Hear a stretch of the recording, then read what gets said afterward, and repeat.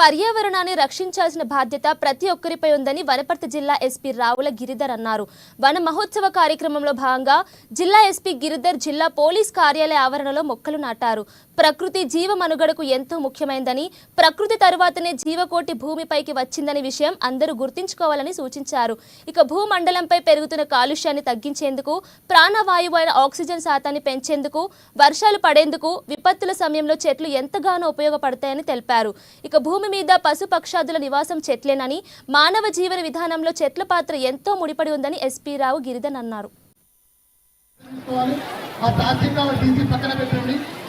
Wanaparthy district police office ప్రాంగణంలో దాదాపుగా 500 మొక్కలను అటవీ శాఖ మరియు మున్సిపల్ జిహెచ్ఎంసీ నుండి సమన్వయపరుచుకొని 10-12 అడుగుల ఎత్తైన మొక్కలు, పండ్ల మొక్కలు, తర్వాత ఎవెన్యూ ప్లాంట్స్ తీసుకొచ్చి నాటడం జరుగుతుంది. ఈ కార్యక్రమంలో దాదాపు 500 మొక్కలు నాటి ఈ ప్రాంతాన్ని పూర్తిగా ఒక నందనవనంలాగా తయారు చేద్దామనే ప్రణాళికతో మేము ఉన్నాం. ఈ కాలంలో గతంలో ఇక్కడ అడవి ఉండేదని తెలిసింది. అదే స్థాయిలో ఇక్కడ వనాన్ని పెంచామనే ఆలోచనతో మేము పోలీస్ శాఖ ఈ కార్యక్రమాన్ని, బృహత్తర కార్యక్రమాన్ని చేపట్టడం జరిగింది.